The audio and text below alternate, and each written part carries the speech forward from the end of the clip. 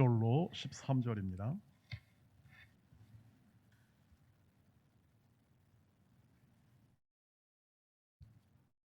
한 절씩 교독하도록 하겠습니다. 오순절날이 이미 이름에 그들이 다 같이 한 곳에 모였더니 급하고 강한 바람 같은 소리가 있어 그들이 앉은 온 집에 가득하며 마치 불의 혀처럼 갈라지는 것들이 그들에게 보여 각 사람 위 하나씩 임하여 있더니 그들이 다 성령의 충만함을 받고 성령이 말하게 하심을 따라 다른 언어들로 말하기를 시작하니라. 그때 경건한 유대인들이 천하 각국으로부터 와서 예루살렘에 머물러 있더니 이 소리가 나매 큰 무리가 모여 각각 자기의 방언으로 제자들이 말하는 것을 듣고 소동하여 다 놀라 신기하게 여겨 이르되 보라, 이 말하는 사람들이 다 갈릴리 사람들이 아니냐? 우리가 각 사람이 난 곳 방언으로 듣게 되는 것이 어찌 됨이냐? 우리는 바데인과 메데인과 엘람인과 또 메소포타미아, 유대와 갑바도기아, 본도와 아시아, 부르기아와 밤빌리아, 애굽과 및 구레네 가까운 리비아 여러 지방에 사는 사람들과 로마로부터 온 나그네 곧 유대인과 유대교에 들어온 사람들과 그레데인과 아라비아인들이라 우리가 다 우리의 각 언어로 하나님의 큰 일을 말함을 듣는도다 하고 다 놀라며 당황하여 서로 이르되 이 어찌된 일이냐 하며 가르쳤습니다. 또 어떤 이들은 조롱하여 이르되 그들이 세술에 취하였다 하더라. 아멘. 네, 오늘도 사도행전 강해를 이어가도록 하겠습니다. 사도행전은 성령이 강림하셔서 이 땅에 하나님의 새로운 백성, 하나님의 언약 백성들을 새롭게 만드시고 그 만든 백성을 교회로 부르사 그 교회가 어떻게 고난에 찬 현실 속에서 확장되어 가고 그 성장되어 갔는지에 대한 역사적인 기록물이며 증언책입니다.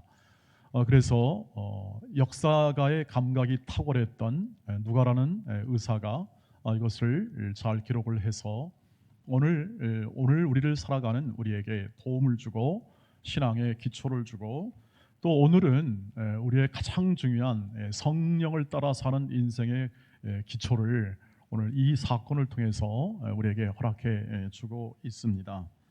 이 사도행전의 기록을 보시면 그렇게 어려운 부분은 아닙니다. 역사의 기록이기 때문에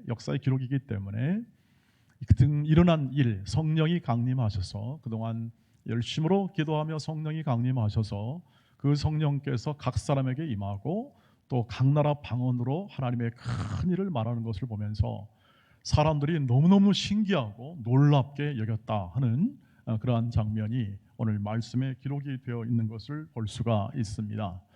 오늘은 그래서 성령이 강림하십니다. 약속하신 성령이 강림하셔요. 이 약속의 말씀을 주시고 예수님께서 승천하시고 그 약속을 기다리라 했을 때 예수님이 부활하시고 40일간 계시다가 이제 한 10일 승천하시는 10일 정도 지나서 오순절날이 되어서 약속하신 성령이 이 땅에 강림하시게 됩니다. 이것은 약속입니다. 약속의 성취입니다. 모든 구약에 있는 약속의 성취 그리고 하나님께서 인류를 구원하시기 위한 약속의 성취의 역사적 사건이 됩니다. 제가 오늘 이 역사적 사건이다 이 말을 드리는 것은 뭐냐면 우리가 믿는 믿음의 모든 것에 있어서 우리는 이렇게 관념이 있잖아요. 우리가 머리로 생각하고 그리고 또 우리가 어떤 만들어낸 체계, 우리가 어떤 이론을 만들지 않습니까? 만들어서 하는데 그것이 이제 사이비에서 많이 하는 것들이죠. 자기들이 만들어서 이렇게 어떤 체계를 세워서요. 그런데 그런 이 부분이 아니라 이것은 역사적인 실제 일어난 사건이고 실체성을 가지고 있다 하는 것을 얘기를 해주고 있습니다. 요즘 말하는 게 그렇지 않습니까? 실체, 팩트가 뭐냐? 팩트가 진짜 그 사실이 뭐냐를 이렇게 많이 규명하고자 노력해서 어떤 판단의 근거로 삼는데 오늘 이 성령이 강림한 것은 오랜 구약에 있는 하나님의 말씀에 이것이 이제 이 땅에 현실화된 겁니다. 실제화된 것이죠. 약속이 성취되었다는 것은 실제화되어서 우리가 눈으로 보고 확인할 수 있는 거죠. 가장 강력한 증언거나 증언은 실제화된 눈으로 본 것이 가장 강력하다는 것을 저와 여러분이 아실 겁니다. 오늘 누가는 그것을 밝혀내는 것입니다. 우리가 오늘 잘 믿을 수 있게, 우리가 그것을 확실히 믿을 수 있게 그것을 잘 기록하여 오늘 이 성령 강림이 우리가 어떤 역사적 의미를 갖는지에 대해서 우리에게 잘 보여주고 있는 것이죠. 여러분, 성령 강림의 의미는 무엇일까요?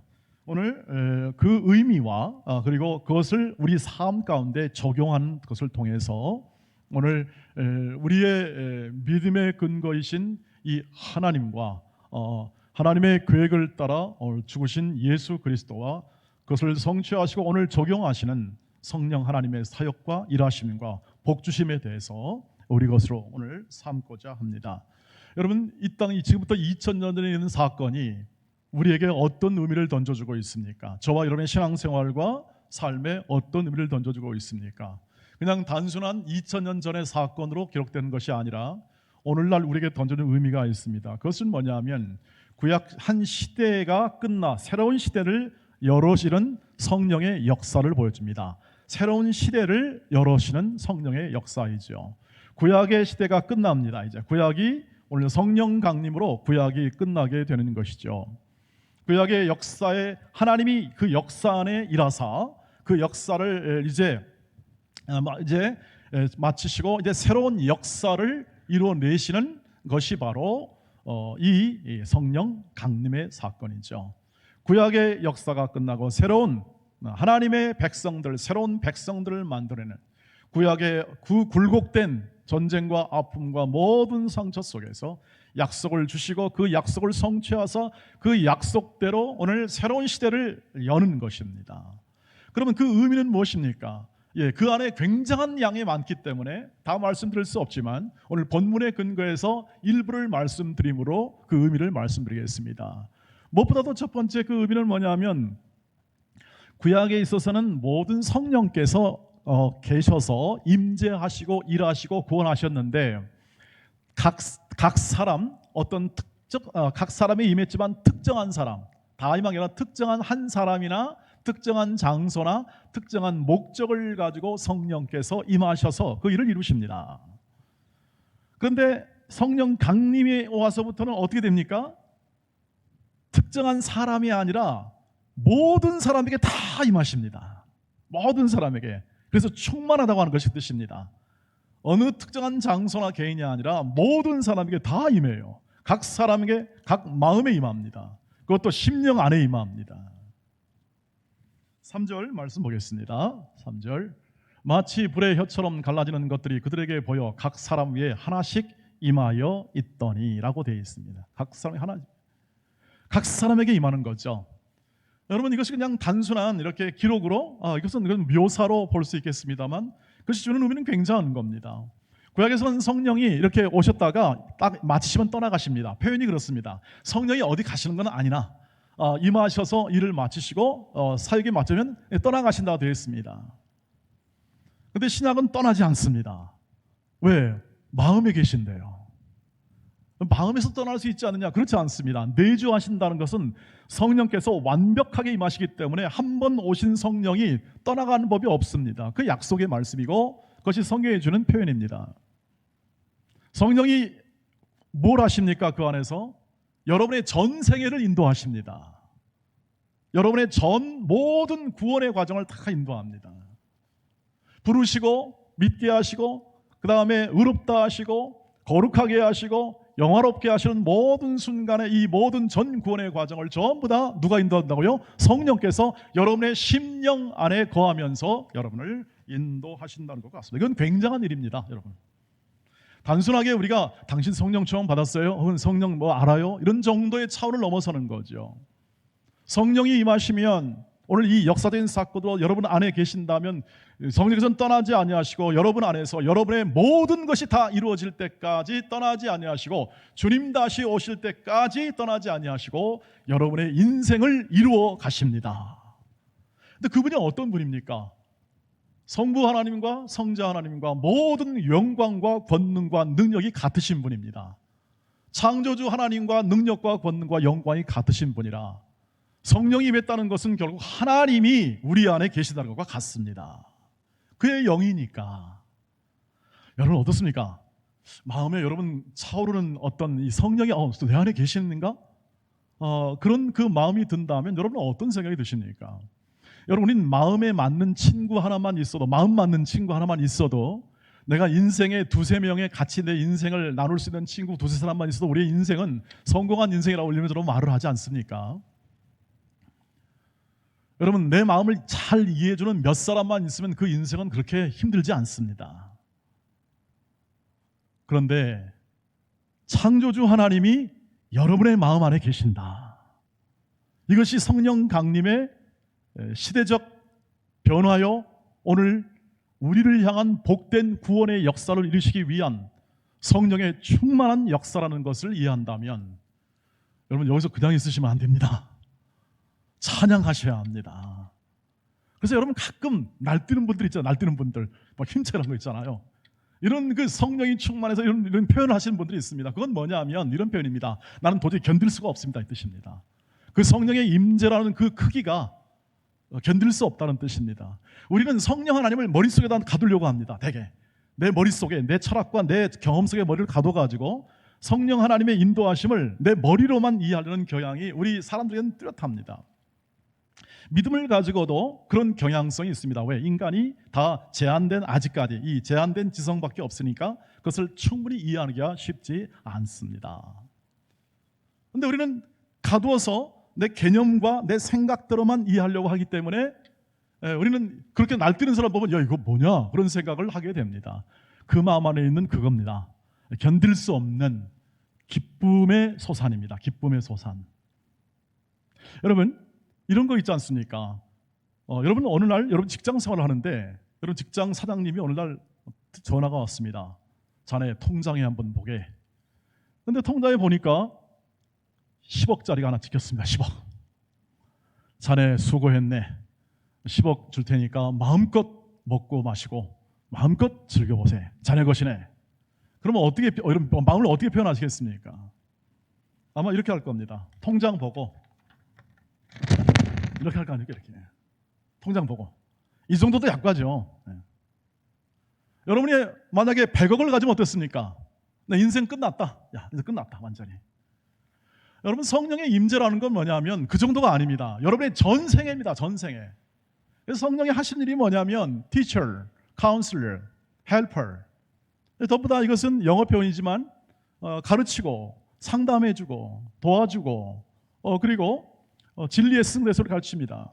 진리의 스승 우리의 스승 되셔서 진리를 가르치시고 이런 찬송하는 이유는 다 그것입니다. 그분이 그분의 뜻과 그분의 은혜로 하시기 때문에 우리가 하는 것이 아니고 그분이 하시기 때문에 그분에게 전적으로 그분의 역사하심을 따라 임하여 우리를 인도하시기 때문에 그분의 크기를 여러분 제한하지 마시기를 바랍니다. 성령 하나님의 역사의 크기를 제한하지 마세요. 우리는 자꾸 제한합니다. 제한해요. 우리 안에서 일하시는 성령의 역사를 제한하니까 우리는 우리의 수준밖에 자랑할 수가 없는 거죠. 여러분 안에 계시기 때문에 여러분 마음의 문을 활짝 여시고 날마다 그렇게 기도하십시오. 성령 하나님 나를 통하여 역사하여 주시옵소서. 그래서 여러분 우리가 할 일은 뭐냐면 전부 다 우리를 자신을 드리는 겁니다. 날마다 드리는 거예요. 산제물로 드려가지고 내 안에서 성령께서 역사하시도록 드리는 겁니다. 두 번째, 율법의 시대에서 은혜의 시대가 열립니다. 율법의 시대에서. 율법의 시대는 모든 규칙과 의무로 모든 경건이나 모든 것을 확보하는 것을 말합니다. 그것이 구약 시대였습니다. 근데 신약 시대는 은혜의 시대입니다. 은혜는 뭡니까? 성령께서 직접 우리의 마음판에 하나님의 말씀을 새깁니다. 구약 시대의 율법은 이 돌판에 새겨가지고 하나님의 뜻을 전했습니다. 그런데 지금은 성령께서 우리의 마음판에 직접 새겨요. 하나님 말씀을 새깁니다. 그러니까 얼마나 가깝습니까? 여러분 책으로 하려면 이게 조문을 가지고 이해를 해야 되고 책을 해석을 해야 됩니다. 바리새인 것을 뭘 실수합니까? 이거 해석하다가 이게 법 정신, 율법의 정신을 모르고 오로지 문구와 작구 해석하다가 그것에 충실하다가 곁길로 간 것이 바리새인과 서기관들입니다. 우리는 그런 존재입니다. 잘해보려고 했겠죠. 바리새인과 서기관들도. 그러나 이것을 잘못 해석하면 그렇게 되는 거죠. 그리고 그 정신을 해석하지 못하면 안 되는 거죠. 정신은 뭡니까? 우리 장로님 아까 기도하셨는데 서로 사랑하라. 이게 구약과 신약의 핵심의 문구 해석의 해석 핵심이 되는 겁니다. 이게 안 되면은 어떻게 합니까? 전부 다 문자로 해석합니다. 도둑질 하나 살인해 말라 해놓고 어떻게 합니까? 너 왜 도둑질했어? 너 왜 살인했어? 왜 잘못했어? 그래가지고 정죄하고 비판하고 배제시키는 게 바리새인과 서기관이 하는 일입니다. 주님은 뭐라고 합니까? 서로 사랑해라 하는 것인데요. 서로 사랑하니까 남의 것을 탐내지 마라. 서로 사랑하니까 너의 뭐도 하지 말라. 다른 것은 하지 말라. 이웃을 해치지 말라. 너의 이웃이 누구냐? 어려움을 만난 사람이다. 그 어려움 만난 사람을 도와줘라. 서로를 세워라 하는 것이 이 신약 성경 전체에 흐르는 사상이죠. 자, 그러면 저와 여러분이 갖는 이 충만한 이 은혜가 성령을 통하여 왔기 때문에 여러분이 이제 은혜의 시대에 접하진 그런 거죠. 저와 여러분이 갖는 시대는 은혜의 시대입니다. 모든 것을 은혜로 받습니다. 우리가 받는 모든 구원은 은혜라는 것을 우리는 잘 압니다. 그런데 여러분이 받는 여러분의 삶의 내용도 다 은혜인 것을 믿으시길 주의 이름으로 축복합니다. 왜냐하면 여러분이 예수를 믿고 살기 때문에 성령께서 여러분 안에 거하시기 때문에 예수 믿은 다음에 여러분 그 안에서 성령의 충만한 개념은 뭐냐면 성령이 다스린다는 개념이라 그 성령께서 충만하게 다스려 주십니다. 여러분이 노력하고 일하고 하는 모든 것들 성령께서 일하심의 결과라는 거죠. 여러분의 직업생활과 여러분의 모든 가정생활과 우리의 모든 삶의 내용은 성령의 인도하심의 결과입니다. 열매가 어떻든 그것은 여러분이 한 모든 삶의 결과로 성령의 인도하심을 따라 맺는 결과일 뿐입니다. 이럴 수 있습니다.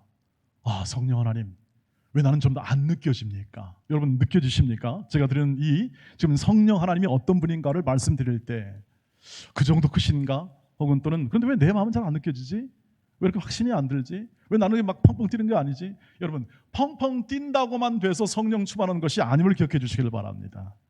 성령의 역사는 그럴 수도 있고 1907년 우리나라의 대부흥, 우리나라의 이 평양의 대부흥의 역사처럼 전 교회가 이렇게 부흥의 역사로 갈 수도 있습니다.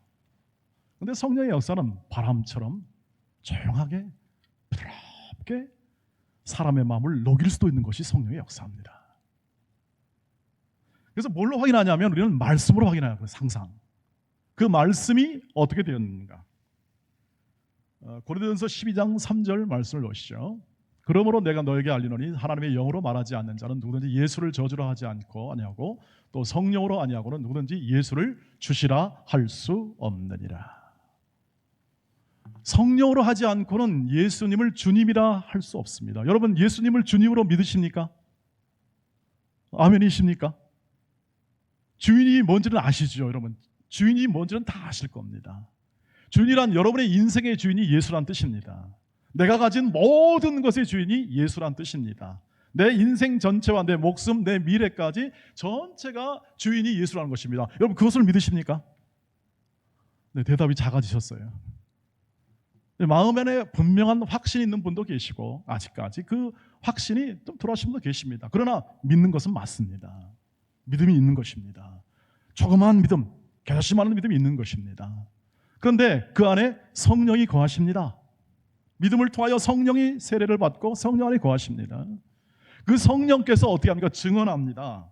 증언하는 거죠. 너는 예수를 주님으로 삼아 믿게 역사하는 겁니다. 그래서 우리가 고백하는 거죠. 결론적으로 말씀에 따르면 로마서 8장 16절입니다. 같이 읽겠습니다. 로마서 8장 시작. 성령이 친히 우리의 영과 더불어 우리가 하나님의 자녀인 것을 증언합니다. 성령이 증거해줘요. 내가 하나님의 자녀구나 하는 마음이 들거든 성령께서 내 안에 계심을 믿으시기를 바랍니다. 그것이 내 마음, 내 어떤 감정적으로 그것이 명확하지 않다 할지라도 우리는 말씀을 통해서 그것을 확인할 수 있는 것이죠. 사랑하는 우리 온 가족 여러분, 오늘도 이러한 성령의 여러분 안에 거하시는 이 은혜를 여시는 이 은혜 시대를 여시는 성령의 은혜가 오늘도 풍성하기를 주의 이름으로 축복합니다. 성령께서 일하시기 때문에 여러분 이 교회에 왔습니다. 그리고 예배를 드립니다. 그리고 믿음을 가지려고 노력합니다. 왜 아니겠습니까? 이 어려운 시기에 예배 나온다는 게 쉬운 일은 아니죠. 또 모든 여건이 얼마나 힘들게 만듭니까? 그리고 또 예수를 교회를 다닌다고 요즘에 참 눈초리가 예사롭지 않습니다. 지금 우리가 맞는 현실이죠. 그러나 여러분 안에 믿음이 있습니다. 믿음이 있어서 성령을 통하여 그 믿음을 갖고 오늘도 성령의 인도를 따라온 것임을 여러분이 확인할 수 있다면 성령이 작은 분이 아니라 성령이 크신 분이고 이 작은 가슴에 작은 영혼 속에 크신 성령의 능력과 그 권능으로 임하셔서 지금 우리의 생애를 인도하심을 믿고 그 믿음을 따라 성령의 인도를 따라 사시는 저와 여러분 되시기를 주의 이름으로 축복합니다. 새로운 은혜 시대를 엽니다. 그래서 모든 받은 게 은혜고 우리의 모든 앞으로 생애도 은혜가 될 줄 믿습니다. 모든 은혜의 하나님 그 은혜 속에서 우리는 성령을 따라 행할 수 있는 것이죠. 마지막으로 성령 강림은 새로운 세상을 여는 것입니다. 새로운 시대를 여는 것이고 새로운 두 번째 새로운 세상을 여는 것이죠. 어떤 세상입니까? 성령으로 하나가 된 세상이에요. 성령으로 한 백성, 성령으로 한 몸, 성령으로 한 공동체, 성령으로 한 가족을 이루는 그러한 새 세상을 여시는 것이 성령의 강림의 의미입니다. 11절 말씀에서 보십시오. 11절 보겠습니다. 그레데인과 아라비아인들이라 우리가 다 우리의 각 언어로 하나님의 큰 일을 말한다 함을 듣는도다 이렇게 되어 있어요. 이것이 뭐냐면 지금 아까 말씀드린 대로 성령이 임하시니까 성령께서 각 사람을 거기 때 모여있던 지자들에게 각 나라 말로 얘기하게 합니다. 그러니 기가 막힐 노리죠. 지금은 동시통역기가 있으니까 그게 가능하지만 이때는 동시통역도 없고 그 당시 모여있던 사람들이 전 세계에서 다 온 사람들입니다. 왜냐하면 유대인의 3대 절기는 반드시 전 세계에서 다 왔습니다. 순례기를 하면서. 그래서 전 세계, 그 당시가 전 세계라 하면 이스라엘 중동을 중심으로 온 지중해 연안이 전체가 전 세계를 의미했습니다. 그 당시 개념으로는. 그래서 각지에 다 옵니다. 리비아, 사우디아라비아, 저 요르단, 레바논, 저쪽 로마, 그리스 여기는 모든 사람들이 다 경건한 사람들이 다 와서 오순절날을 즐기는 거죠. 그런데 그때 각 나라 말로 전부 다 하나님의 행하심, 즉 구원하심이 전부 다 통역이 됩니다. 그러니 막 다 놀랍니다. 야, 저 사람들 갈릴리 사람들인데 갈릴리 사람은 그 헬라어도 어떻게 썼냐면 투박한 언어를 썼습니다. 사투리 쓰기도 하고 아람어를 썼는데 그 아람어 자체도 그렇게 이렇게 고급 아람어가 아닌, 예를 들면 그런 정도로 썼습니다. 그러니까 갈릴리 사람들이 무슨 배우거나 혹은 뛰어난 통찰력을 가진 사람들이 아니라 그냥 평범한 사람들인데 이렇게 말을 하니까 사람들이 다 놀라 자빠집니다. 저거 술 취한 거 아니야? 이런 식으로 얘기하는 거죠. 이해가 안 된다, 놀랍다 하는 거죠. 그런데 뭔 뜻을 가지고 있습니까? 이 뜻을 이해하기 위해서는 바벨탑 사건, 창세기 11장으로 가야 합니다. 11장 사건에서 인류가 함께 모여가지고 우리가 흩어짐을 면하고 함께 모여가지고 우리가 뭔가를 해보자, 정말 잘해보자 하고 다 모였습니다. 근데 하나님이 보시기에 모인다는 것, 인간이 하는 일이 별로 선할 수가 없다는 게 하나님의 판단입니다. 여러분, 사람이 모여 있다는 게, 우리는 모여 있으면 하나가 돼서 큰 힘을 발휘할 수 있는데 그건 맞습니다. 큰 힘을 발휘하는. 그런데 그 힘을 사용하는 것이 세상적이면 하나님이 기뻐하시지 않습니다. 모여서 함께 세상적 가치로 힘을 발휘하면 원하지 않습니다. 무슨 말이냐면 사람들은 모이게 되면 좋은 일로 모이는 경우는 많지 않습니다. 좋은 일로. 언제나 뭔가 자기의 뜻을 이루고자 모입니다. 근데 하나님이 보시기에 어떻습니까? 사람이, 선한 사람이 한 사람이도 있습니까? 하나님 보시기에 없습니다. 모두가 다 죄 아래 있습니다. 그래서 행하는 게 죄입니다. 행하는 게 죄예요. 무슨 말이냐면 사람이 가지는 모든 자기 의와 모든 생각을 가지고 하는 모든 일이 하나님의 영광의 기준에 이르지 못하기 때문에 그 죄로 인하여 행한 모든, 자기는 착한 일을 한다고 하는데 모든 일을, 이 세상의 불신자들이 하는 착한 일을 한다는 모든 일들이 전부 다 뭡니까? 죄 아래 있는 일이에요. 그 기준을 벗어날 수가 없다는 뜻입니다. 세상 사람들이 들으면 굉장히 자존심 상한 말이죠. 하나님이 없는 사람들이 들으면 자존심 상합니다. 죄인이란 말 절대 못 쓰게 합니다. 왜냐하면 내가 무슨 벌 받을 일 했냐? 난 착하게 사는데, 선하게 사는데, 이렇게 생각하는 것이죠. 그래서 사람들이 가지고 있는 이 죄성이 있기 때문에, 그 죄에 갇혀 있기 때문에 그가 착한 일을 해도 하나님 안에서는 결국 죄밖에 거둘 게 없는 결과로 나타나요. 그래서 사람이 모여서 일하게 되면, 자기 의와 자기 생각들을 모이게 되면 좋은 일이 나올 수가 없습니다. 그래서 흩으시는 겁니다, 하나님이.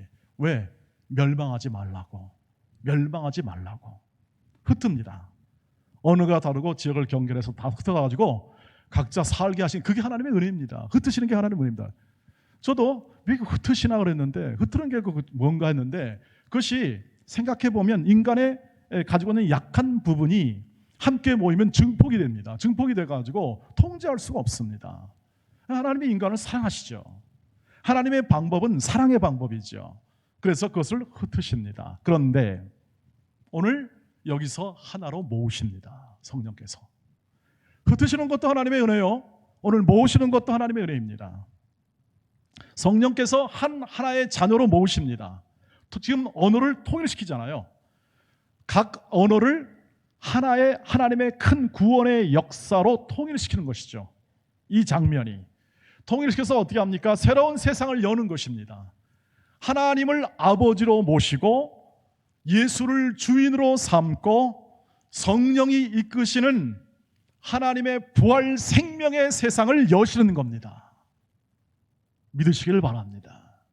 이것이 걸어가는 길 속에 2000년에 일어났던 사건이고, 오늘 그 예수를 믿는 자마다 동일한 효력과 동일한 세상에 살아가는 그 삶을 우리가 함께 걸어가는 것이 우리의 신앙 생활이죠. 그래서 성령으로 하나 된 세상을 열어 젖히는 것이 새로운 세상을 여신 성령의 은혜 속에 나타나게 됩니다. 고린도후서 5장 17절 보시면 되어 있습니다. 한번 15절부터 17절 한번 읽겠습니다. 그가 모든 사람을 대신하여 죽으시면 살아있는 자들로 하여금 다시는 그들 자신을 위하여 살지 않고 오직 그들을 대신하여 죽었다가 다시 살아나신 이를 위하여 살게 하려 하심이라. 그러므로 우리가 이제부터는 어떤 사람도 육신을 따라 살지 아니하노라. 비록 우리가 그리스도도 육신을 따라 알았으나 그전에는 이제부터는 그같이 알지 아니하노라. 17절 같이 읽겠습니다. 시작. 그런즉 누구든지 그리스도 안에 있으면 새로운 피조물이라. 이전 것은 지나갔으니 보라. 이런 의미입니다. 새로운 세상에 살아가는 새로운 피조물이라는 뜻입니다. 우리가 살아가는 이 세상을 지금 살아갑니다. 우리는 지금 이 동일한 우리가 놓여있는 이 죄와 사망 권세가 아직까지 역사하는, 비록 사단의 등뼈를 꺾었지만 아직까지 발악하면서 사단이 최후의 발악을 하는 이 세상 속에 살아갑니다. 그렇지만 이미 돌이킬 수 없는 성령의 새로운 세상이 세계 곳곳에 침투하고 있습니다. 누굴 통하여? 여러분을 통하여, 우리를 통하여 침투하는 겁니다. 우리가 살아가는 곳마다, 우리가 가정마다, 일터마다 하나님을 믿고 하나님을 사랑하고 하나님을 아버지로 모시고 주 예수 그리스도를 주인으로 삼아 오직 사랑으로 다스리는, 사랑으로 통치하시는, 사랑으로 역사하시는, 위대한 사랑을 이루시는 모든 믿음의 사람들을 통하여 새로운 세상을 확대하는 겁니다. 그것이 전도요, 선교요, 땅끝까지 이르러 나가는 과정이 됩니다. 이전 세상 어떤 세상이었습니까? 세상 것으로 보상을 받는 것이 전부였습니다. 우리가 살아왔던 예수 믿기 전에, 성령이 강림하기 이전의 세상은 전부 다 그런 세상이었습니다. 그 세상 안에 살아왔습니다. 이 세상 것으로는 참된 것을 거둘 수가 없습니다. 서로 적대적이기 때문에 그렇습니다. 서로 적대적이에요. 전투합니다. 그래서 여러분, 우리가 이런 말을 익숙히 듣습니다. 출군 전쟁, 입시 전쟁, 또 승진 전쟁. 전쟁이라는 쓰는 이유는 뭐냐면 서로 우리가 대립하고 있다는 것을 나타내는 용어들입니다. 우리는 거기에 살고 있습니다. 그 안에 살고 있습니다. 그런데 예수를 믿고 성령을 받았다는 뜻은 뭐냐면 그 성령께서 열어주신 하나님 안에서의 삶입니다. 예수 안에서의 삶입니다. 예수 안에서의 삶이죠. 세상의 가치를 따라 살지 않고 예수의 사랑의 가치를 따라 사는 겁니다. 그게 쉬울까요? 전혀 쉽지 않습니다. 왜요? 우선 세상에 그렇게 살지 않기 때문에 어렵습니다. 우리는 세상 안에 또 함께 있잖아요. 거기서 세상으로부터 어려움을 겪습니다. 그래서 제일 어려운 점이 뭐냐면, 내가 성령을 받았는데, 여러분 성령 받으셨잖아요? 받았는데 왜 나는 이렇게 나아지지 않을까? 왜 내 병은 신속히 낫지 않을까? 왜 나는 이렇게 실패할까? 왜 나는 이렇게 세상에서 말하듯이 이렇게 좀 성공하는 삶이 빨리 오지 않을까? 좀 빨리 오면, 그것이 좀 더 빨리 오면 얼마나 도움이 될까? 내가 예수를 믿고 성령을 받고 이렇게 충만하게 일하고 삶을 살아가는데 왜 이렇게 빨리 안 줄까? 빨리 주시면 내가 빨리 유명하게 되고 좀 더 낫게 되면 전도에 얼마나 도움이 될까? 그런 생각을 여러분 종종 하실 겁니다. 이것이 일반적인 가진 생각일 수 있는데, 성령이 함께 하시면 그렇게 우리 마음과 소원과 바램대로만 인도하지 않기 때문에 이런 괴리 현상이 일어나는 것입니다. 여러분의 뜻과 여러분의 기도와 여러분의 소원대로만 하지 않으십니다. 성령의 목적과 성령의 뜻을 따라 행하십니다.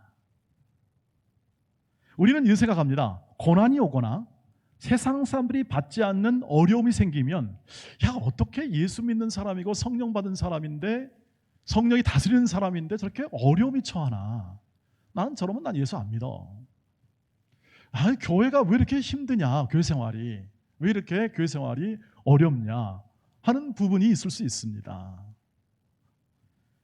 고난이나 어려움이 주는 실패감이 있기 때문에 그렇습니다. 그런데 실패하면 어떤 생각이 드냐면, 내가 내 인생 손해보는 거 아니냐라는 생각합니다. 손해본다. 한평생 사는 건데 손해본다. 손해봐. 그래서 난 손해본 일을 안 하겠다. 왜냐하면 지혜로운 사람들이니까 난 손해보는 일을 안 하겠다라고 얘기합니다. 당연합니다. 그런데 오늘 교회 안에서나 교회 바깥에서나 우리가 삶을 살다가, 신앙생활 하다가 성령 받고 성령의 인도하심을 따라 살다가 이렇게 실패라는 것을 만나게 되면, 여러분이 판단하시기에 또 여러분의 삶에서 어려움을 만나면 이 말씀을 꼭 기억하십시오. 로마서 8장 28절 말씀입니다. 같이 읽겠습니다. 로마서 8절 시작. 우리가 알거니와 하나님을 사랑하는 자 곧 그의 뜻대로 부르심을 입은 자들에게는 모든 것이 합력하여 선을 이루십니다. 선을 이루십니다. 그러니 실패가 손해가 아니라는 뜻입니다. 동일하게 세상적 가치나 우리도 봐서 이게 실패다 했지만 그 실패가 손해는 아니라는 겁니다. 실패할 수 있다는 겁니다. 우리가 억울함을 당할 수도 있습니다. 세상 살다 억울함을 당할 수. 왜냐하면 당신 예수 믿는 사람이 왜 그래? 그러면 우리는 깨갱합니다. 소위 말하면 아이고 알았습니다. 난 좀 양보할 수밖에 없잖아요. 예수 믿는 사람이 그런다 하니까 어렵죠. 손해가 아니라는 뜻입니다. 실제로 당하는 모든 억울함이 있습니다. 억울함. 풀리지 않는, 하나님 이것을 좀 풀어주셔야 합니다. 억울함이 있습니다. 지금 이 말씀은 뭐냐면 여러분 익히 하신 말씀이고 또 우리가 정말 붙들고 있는 말씀 중에 하나입니다. 모든 것이 합력하여 선을 이룬다. 좋은 것으로 만드신다는 겁니다. 실패를 조각하여, 실패를 요리하여, 고난을 요리하여 우리를 새로운 세상에 사는 믿음의 자녀답게 만든다는 뜻입니다. 오히려 유익을 위해 사용하는 거죠. 마치 부모가 가지고 있는 모든, 때로는 야단치고 때로는 어려움에 처해도 일부러 놔두기도 하고 또는 고생하기도 나잖아요. 여러분 군대 가서 고생 좀 해봐 이렇게 하기도 하고, 그 다음에 또 어떤 아이들에게는 또 특별한 어떤 어려운 현장에 보내서 막 하듯이 하나님께서 우리 안에 계셔서 성령이 우리의 모든 실패와 고난과 어려움을 통하여 우리를 손해보지 않게 우리의 인격을 다듬고 우리의 인생을 다듬죠. 여러분 고난을 받아봐야, 진짜 고생을 해봐야 진짜 인생의 참 의미가 뭔지를 배우지 않습니까? 저와 여러분이 겪는 모든 삶 속에서 어려움을 겪을 때 겸손해지고 힘든 일을 만날 때 어려운 병을 헤치고 나갈 때 우리는 내 인생이 별거 아니라는 것을 알게 되지 않습니까? 그전에는 절대 겸손하지 않습니다. 여러분, 우리는 자기가 아무것도 아니라는 것을 알기 전까지는 겸손할 수가 없는 게 우리 인간이 가진 본성 중에 하나입니다. 요즘에 우리 시편 묵상하잖아요. 새벽에 묵상하고 또 여러분 개인적으로 큐티하면서 묵상하실 겁니다. 다윗이 뭐라고 했습니까? 우리 인생을 한번 불면 그냥 없어질 인생. 콧김. 입술에 휙. 그렇게 하는데 연령에 차라서는 그것을 체감하기가 쉽지 않죠. 젊은 사람들은 그거 어렵습니다. 뭐 내 인생 아직 많이 남았는데 뭐 그러냐. 근데 이제 끝에 가보시면 이제 뭐 하나 잘못 가면 그냥 주님께 이제 가자. 그런 마음이 들 그러한 우리의 연령 혹은 연세 우리는 시기가 누구한테나 있습니다. 누구나 그렇게 됩니다. 그러니 겸손하지 않을 수 없죠. 여러분, 저와 여러분이 성령 안에 사는 사람들, 이렇게 크신 성령이 하는 사람 안에 사는 사람들은요, 이거 하나 꼭 기억해 주십시오. 로마서 8장 37절입니다. 같이 읽겠습니다. 시작. 그러나 이 모든 일에 우리를 사랑하시는 이로 말미암아 우리가 이 일을 성령께서 하십니다. 우리 8장 26절부터 오늘 계속되는 모든 내용 가운데 지금도 일하시고 지금도 역사하시는 분이 성령 하나님이세요. 너희도 알거니와 너희가 말할 수 없이 탄식 가운데 기도할 때 성령께서 함께 기도해 주신다. 너희를 도우신다. 너희와 함께 기도하신다. 너희를 이끄신다. 모든 것이 합력하여 선을 이루게 한다. 누가? 성령 하나님이. 그럼 너희는 실패가 없다. 네 인생은 실패가 없다. 왜? 마지막엔 하나님이 다 뒤집는다. 과정은 어떨 수 모르겠다. 과정은 어떠하다. 그러나 결국 하나님이 뒤집는다. 너의 인생 가운데 뒤집을 테니까 지금 이 시대에 온전히 의지하고 하나님의 자녀답게 명예롭게 감사하며 축복하며 사랑하며 그 길을 걸어라 하는 것이 하나님의 명령입니다. 신약에 나와 있는 모든 명령은 다 그런 명령입니다. 하나님 아버지의 마음으로 하는 명령이고 사랑의 명령이고, 하나님은 사랑이기 때문에 저주하지 아니하시고 심판하지 아니하시고 사랑으로 기어이 그것을 완성시키십니다. 성령 하나님이 그런 일을 행하십니다. 그러므로 이 말을 기억해 주십시오. 성령을 따라 살 때 언제나 우리의 인생은 배우는 인생이다 하는 것을 기억해 주시길 바랍니다. 성령을 통하여 계속 배워가십시오. 그것이 신앙생활의 과정입니다. 다른 그 어떤 것보다도 배워가시기를 바랍니다. 우리도 봉사도 할 수 있고 우리도 섬김도 할 수 있습니다. 또 선교도 하고 많은 것을 할 수 있습니다. 그러나 먼저 해야 할 것은 뭐냐면 성령께 계속 배워가십시오. 넘치거든 그 성령의 충만함이 어쩌면 넘치거든 그렇게 봉사하십시오. 그것이 과정이 있습니다. 조금 전에 2부 설교를 왔더니 어떤 권사님이 목사님 지나간 시절 때 여기 토요일 날 와서 봉사했던 모든 것들이 너무 그리워요. 너무 그리워. 그때 성령께서 하신 일이었는데 지금 생각해 보니 나는 그것을 내 열심으로만 생각했네요. 성령께서 하셨기 때문에 지금도 그립습니다. 기쁘고 그 일만 생각하면 감사하죠. 여러분, 교회 일과 섬김은 기쁨과 감사로 시작하여 끝낼 일이 아니라면 하지 마시길 바랍니다. 하지 마세요. 안 하는 게 좋습니다. 기쁨과 감사로 끝맺음을 할 일이 안 된다고 판단되거든 멈추고 기쁨과 감사를 회복한 다음 해도 늦지 않습니다. 늦지 않고 그 마음을 통하여 이루시는 이 하나님의 그 성령의 역사하심이 열매로 나타날 수 있습니다. 여러분 안에 봉사를 했는데 섬김을 했는데 마음에 쓴뿌리가 있고 너무나 아파 가슴이 아파 상처만 남는다면 그거는 자기의 육체의 소욕을 따라 행한 결과일 가능성이 많습니다. 이 말씀을 왜 드리냐면 교회 생활을 하면 할수록 기뻐야 되는데 감사해야 되는데 성령으로 충만해야 되는데 그렇지 못하고 어떻게 합니까? 자꾸 마음이 아파요. 힘들어요. 예수님과 별 데가 없는가 보다. 이게 뭐냐면 결국 자기 뜻대로 자기 힘대로 하다가 지쳐가는 것입니다.